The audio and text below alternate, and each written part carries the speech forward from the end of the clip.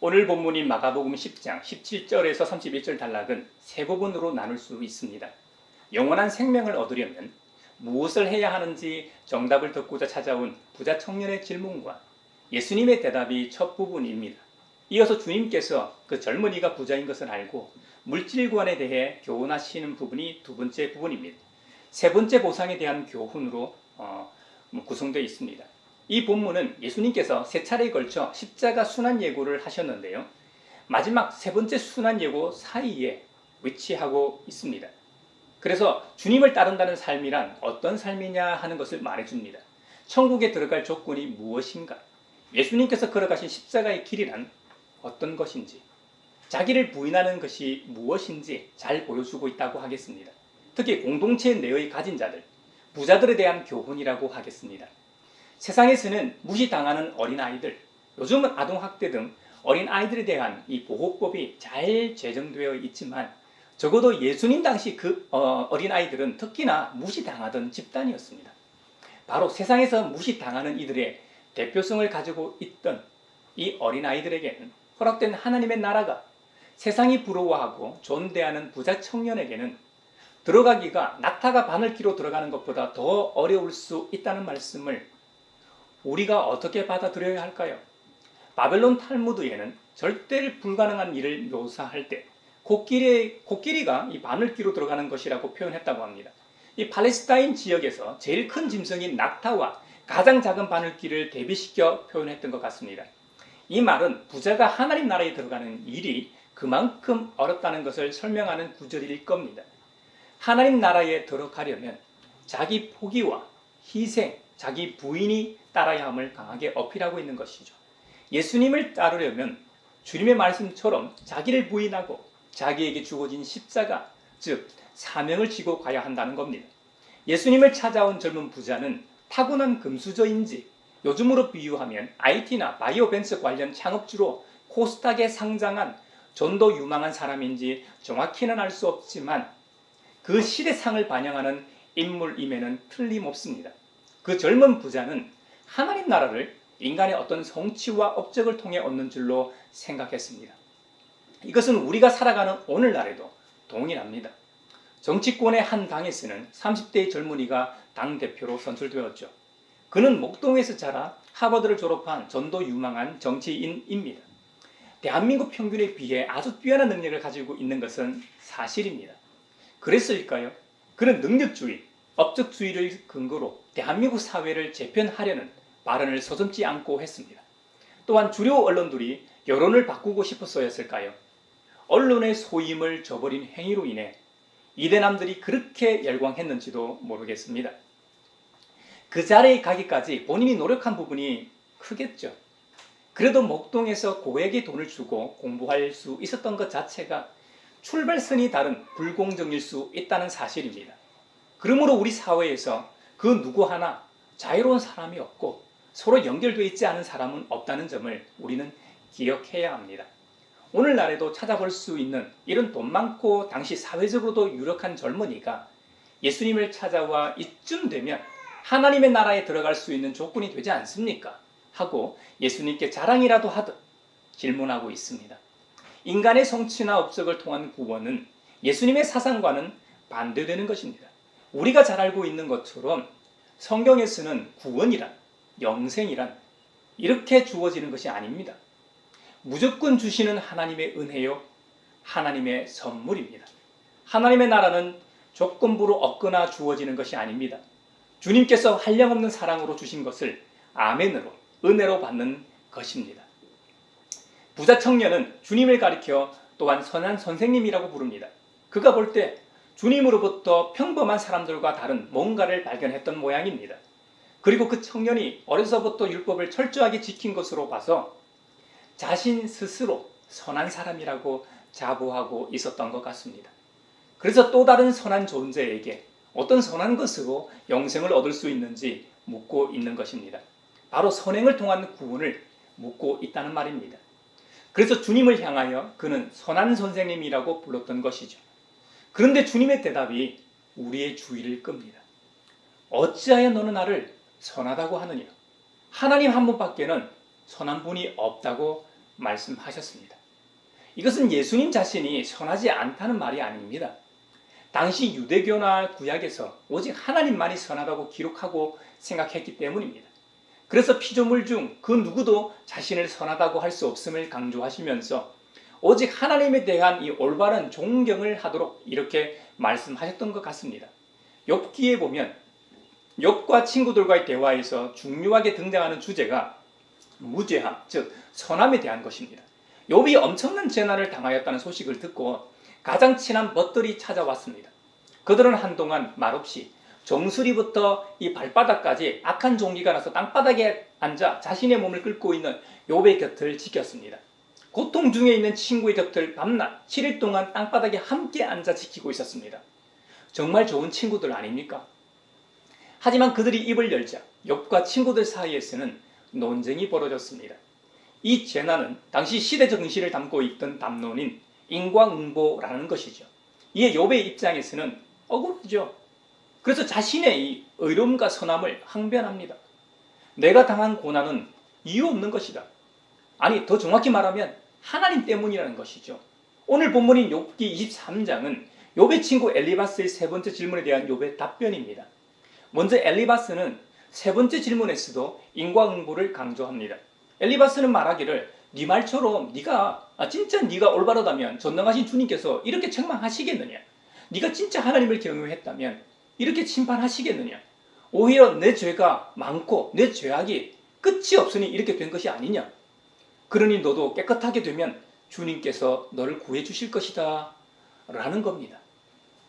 이에 욥은 자신이 지금 당하고 있는 이 고통에 대해 억울함을 거듭 호소합니다. 자신은 정당하다는 것이죠. 내가 무슨 죄를 지었길래 이런 고통을 당하여야 한단 말인가 하고 탄식하면서 욥기에서 가장 유명한 구절이라고 할 수 있는 욥기 23장 10절이 나옵니다. 하나님은 내가 발 한번 옮기는 것을 다 알고 계실 터이니 나를 시험해 보시면 내게 흠이 없다는 것을 아실 수 있으련만. 개역 개정판으로 읽어야 여러분에게 더 익숙하실 겁니다. 그러나 내가 가는 길을 그가 아시나니 그가 나를 단련하신 후에는 내가 순금같이 정금같이 되어 나으리라. 원문에 더 가까운 번역인 세번의 성경에서 본 바와 같이 욥은 자신의 착함을 선함을 항변하고 있습니다. 여러분, 선하신 우리 주님께서 부자 청년의 질문에 뭐라고 말씀하셨습니까? 오직 하나님 한 분밖에는 선한 분이 없다고 말씀하셨습니다. 우리가 꼭 기억해야 하는 점이 이것입니다. 우리가 이 세상에서 아무리 착하고 선하게 말하고 살아도 하나님 앞에서는 선하다고 주장할 수 없다는 점입니다. 하나님은 우리의 모든 것을 이미 다 알고 계십니다. 아무도 보는 이 없을 때 우리가 누구인지 아신다는 겁니다.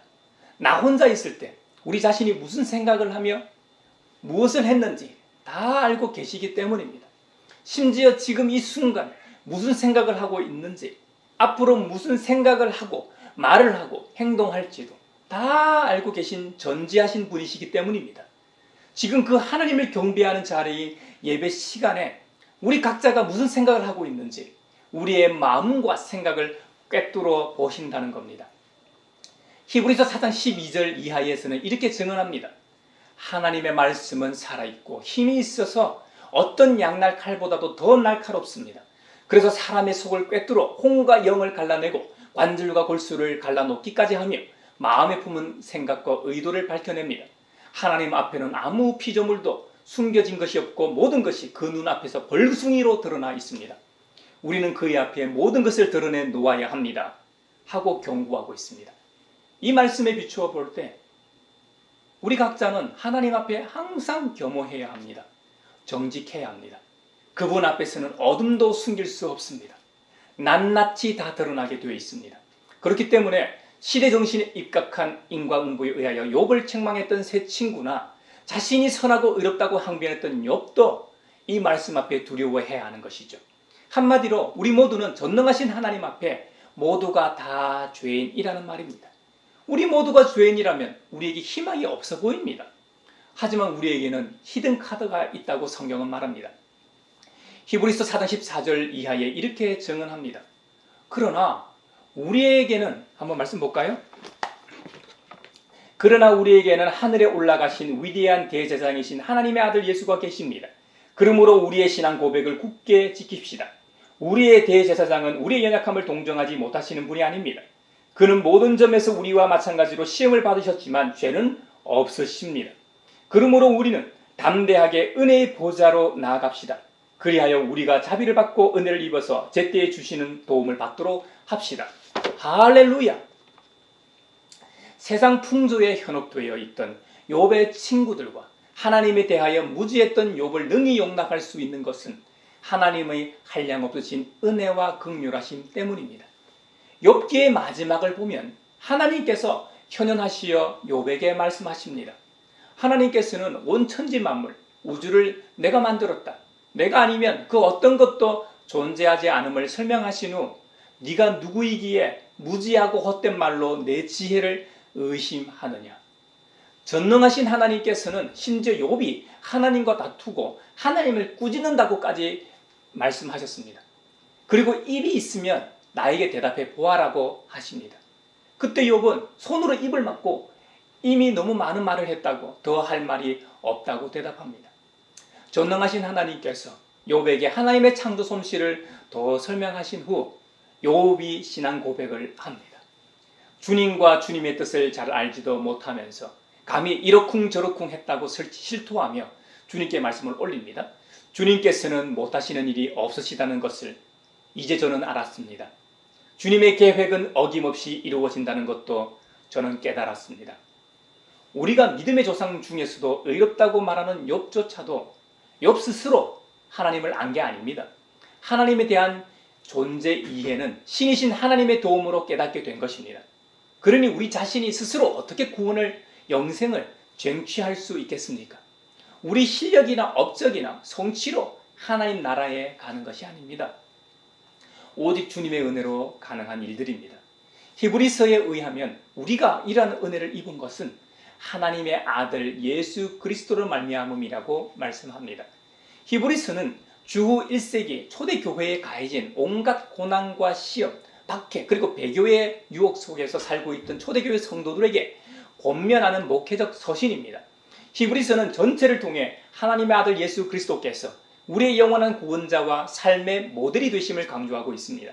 바로 예수 그리스도는 어떤 분이시며 그 주님의 인격과 사역은 초대교회 성도들과 오늘을 살아가는 성도들에게 그리고 이 생명의 말씀을 읽는 독자들에게 어떤 의미를 지니고 있는가를 지속적으로 말씀하고 있습니다. 아울러 예수 그리스도를 믿고 따르는 성도들은 저와 여러분은 어떻게 생활할 것인가 성찰의 자리로 인도하고 있습니다. 하나님의 아드님이신 예수님은 히브리서에서 우리의 대제사장으로 표현되고 있습니다. 대제사장으로서 예수님은 이 땅에 오셔서 완전한 순종과 고난과 희생을 통하여 그 직무를 다 하셨습니다. 히브리서 4장 15절에는 주목할 구절이 있는데요. 우리의 대제사장은 우리의 연약함을 동정하지 못하시는 분이 아니라고 기록하고 있습니다. 여기에 동정하다는 단어가 있는데요. 동정이라는 단어의 사전적 의미는 남의 어려운 사정을 이해하고 가엽게 여겨 정신적으로나 물질적으로 도움을 베푸는 것이라고 정의하고 있습니다. 성경 원문에는 쉼파데오라는 단어로 기록하고 있습니다. 바로 이 쉼파데오는 함께 고생하다, 어떤 일을 같이 겪다라는 뜻입니다. 전장에서 함께 참전한 구인들이 목숨을 걸고 함께 싸운 동지와 전우회를 나누는 것으로 비유하면 보다 이해하기 쉬울 거라 봅니다. 목숨을 걸고 함께 싸우는 동지만큼 그 상황과 처지를 더 잘 이해할 사람이 누가 있겠습니까? 하나님의 아들 우리 주님 예수 그리스도께서 신적인 존재로 머무신 것이 아니라 당신께서 창조하신 피조물과 같이 되셨습니다. 우리 주님은 이 땅에 계시는 동안 우리처럼 참 인간성과 연약함을 모두 가지고 계셨습니다. 어떨 때는 신적인 능력으로 놀라울 우리만큼 기적과 이적을 행하시기도 했지만 또 어떤 때는 피곤하면 주무셔야 했고 배고프고 목마르면 뭔가를 먹고 물을 마셔야 했습니다. 슬픈 일을 보면 우시기도 했습니다. 그래서 우리와 동일한 인성을 가지신 분이 되었기 때문에 우리의 처지를 가장 잘 아시고 가엽게 여기신다는 것이죠. 그래서 주님께서 우리의 연약함을 모르시지 않는다는 말입니다. 예수님은 우리 각자가 만나고 당한 고난과 시험, 그 어떤 환난이라 할지라도 우리 자신처럼 느끼고 고통에 동참하신다는 의미입니다. 그러므로 그 주님께서 우리를 진정으로 도와줄 수 있으시다는 말입니다. 우리가 그 주님을 의지하는 근거가 바로 여기에 있다는 것이죠. 따라서 예수 그리스도를 우리 자신의 믿음의 대상과 구원자로 믿는 것입니다. 그러므로 주님을 믿고 따르는 성도된 우리는 어떤 고난과 역경, 시험과 환난 가운데서도 예수 그리스도에 대한 믿음을 지키고 보존해야 합니다. 우리 주님께서 친히 보여주셨던 것처럼 십자가의 이 순환을 통하여 영광된 부활로 우리를 구원하셨던 것처럼 성도된 저와 여러분, 우리도 고난을 통하여 참된 신앙인의 모습에 도달할 수 있기 때문입니다. 믿음의 길은 고난을 배제한 길이 아님을 명심합시다. 그렇다고 신앙 여정 동안 계속 고난만 있는 것도 아닙니다. 그러니 너무 염려하지 마십시오. 욥의 친구 엘리바스의 세 번째 질문에서 우리가 주목해야 할 점이 있습니다. 엘리바스는 이전 두 번의 질문에서도 인과응보를 강조하였습니다만 세 번째 질문에서도 인과응보가 동일하게 강조되고 있습니다.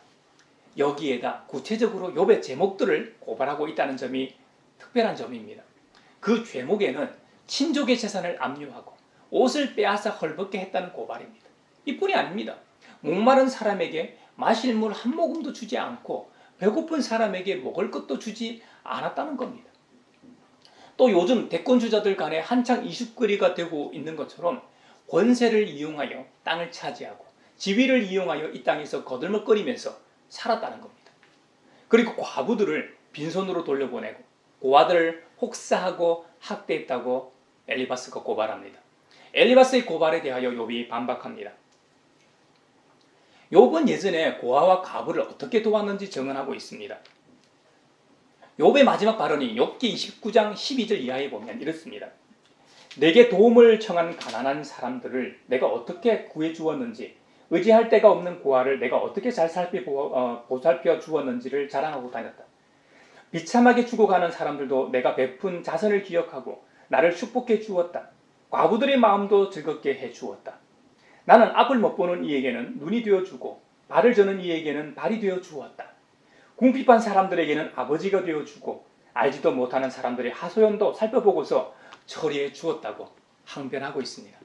실제로 욥은 선한 일을 많이 한 것으로 보입니다. 그래서 욥 자신에게 닥친 이런 역경과 재난이 억울할 겁니다. 그러나 율법의 명령대로 약자들을 돕는 차원과 그들을 진정으로 이해하고 돕는 차원 사이에는 근본적인 차이가 있지 않습니까? 엘리바스가 절친으로서 욥의 행함을 모를 리 없는데 이렇게 욥의 행실을 꼬집는 이유는 바로 이런 이유에서이지 않을까요? 현실에서 정의의 부재를 몸소 경험한 욥은 남미 해방 신학의 아버지 구스타프 구티에르즈의 언급처럼 사회적 약자들과의 연대감을 비로소 형성하고 있다 하겠습니다. 한국 교회의 자랑인 1907년 평양 대부흥 운동의 시작도 이와 다르지 않습니다. 초창기 선교사들은 와스프, 즉 화이트 앵글로 섹슨 프로테스탄트, 앵글로 섹슨계 미국 청교도들을 줄임말로 흔히 미국 주류 지배 계급을 가리키는 용어입니다. 150년 전에 구한말 조선에 왔던 미국 선교사들이 앵글로 섹슨계 미국 청교도 출신들이었습니다. 그들의 처음 생각은 선진 문물을 가지고 온 우리가 미개한 너희 조선을 계도하겠다는 생각이었다고 합니다. 물론 주님의 이름과 성교의 이름으로 말입니다. 그런데 원산에서 성경 공부 강사로 초청받았던 로버트 하디가 말씀을 준비하다 조선 사람과 자신이 다를 바 없음을 깨닫고 공적인 자리에서 참여함으로 전 선교사 사회가 참회가 잇따르게 됩니다. 그 이후 선교사들은 진심으로 조선 사람들을 그리스도 안에서 한 형제 자매로 인식하고 대하게 됩니다. 하나님의 선교가 비로소 시작된 것이죠. 진정한 선교의 문이 열린 것입니다. 그래서 평양 대부흥을 주님께서 우리에게 허락하셨던 것입니다. 욥은 자신의 고통을 통해 아주 잘 나갈 때 자신이 도운 이들을 진정으로 이해할 수 있었을 겁니다. 이것이 진정한 형제애일 겁니다. 이것이 히브리서에서 말하는 주님께서 우리를 동정하신 진정한 마음 나눔이며 함께함이며 참 이해일 겁니다. 우리 주님께서도 부자 청년과의 대화에서 이 점을 말씀하고 계십니다. 그래서 물질관이 얼마나 중요한가를 설교하고 계십니다. 예수님과 이 부자 청년과의 대화를 유심히 살펴보면 부자 청년은 돈만 많았던 게 아닙니다. 그는 율법이 명하는 계명들도 잘 지키는 사람이었습니다. 정말 드물 정도로 대단한 인물이었습니다. 그런데 그에게 한 가지 부족한 점이 있었습니다. 예수님께서는 그 젊은이를 유심히 눈여겨보시고 사랑스럽게 여기시며 그에게 부족한 부분을 말씀하십니다. 너에게는 한 가지 부족한 것이 있다. 가서 네가 가진 것을 다 팔아서 가난한 사람들에게 주어라. 그리하면 네가 하늘에서 보화를 차지하게 될 것이다. 그리고 와서 나를 따르라고 하셨습니다. 여러분 어떻습니까? 그 젊은이에게 부족한 것이 그 젊은이의 약점이었고 그 젊은이로 하여금 넘어지게 한 것이었습니다. 그는 이 말씀 때문에 울상을 짓고 근심하면서 돌아갔다고 성경은 증언하고 있습니다. 주님은 재산을 가진 사람은 하나님의 나라에 들어가기가 참으로 어렵다고 하셨습니다. 그래서 낙타가 바늘기로 지나가는 것이 더 쉽다고 비유하셨던 것이죠. 주님께서 그 젊은 부자에게 하신 말씀이 모든 부자들에게 하신 말씀일까요? 아닙니다. 예수님을 섬겼던 헤롯의 청지기 구사의 아내 요한나와 수산나 다른 여러 여자들이 자기들의 소유로 예수님과 제자들을 섬긴 것은 너무나 유명한 이야기입니다. 그 말은 그 부자 청년에게 있어 예수님을 따르는데 가장 방해가 됐던 것이 바로 물질이기 때문입니다. 이 말씀 이후 아마도 제자들은 혼란스러웠을 겁니다. 부자 청년같이 어려서부터 모든 율법을 칼같이 지킨 사람도 구원을 받을 수 없다면 그럼 누가 구원을 받는단 말인가? 여러분 안 그렇습니까? 이 말은 사람으로서는 할 수 없음을 상징적으로 보여주는 사건입니다. 영생은 오로지 하나님의 주권입니다. 하나님의 나라는 하나님께서 허락하신 사람만 갈 수 있다는 말이 됩니다. 그러므로 사람이 할 수 있는 것은 하나님에 대한 신뢰와 믿음입니다. 주님만이 우리를 구원하실 수 있다는 믿음 말입니다. 그래서 히브리서에서 하나님의 아드님이신 예수님이 대제사장으로서 우리를 위하여 친히 속죄 제물이 되셨다는 말입니다. 그래서 우리가 구원받을 모든 조건이 완성된 것이죠. 이 은혜를 잊어서는 안 되겠습니다. 그러니 누가 먼저 된 사람입니까? 누가 나중된 사람이겠습니까? 주님 안에서는 먼저 된 사람도 나중된 사람도 다 동일한 은혜를 입은 자일 뿐입니다. 우리 모두 주님 앞에서 겸손하도록 합시다.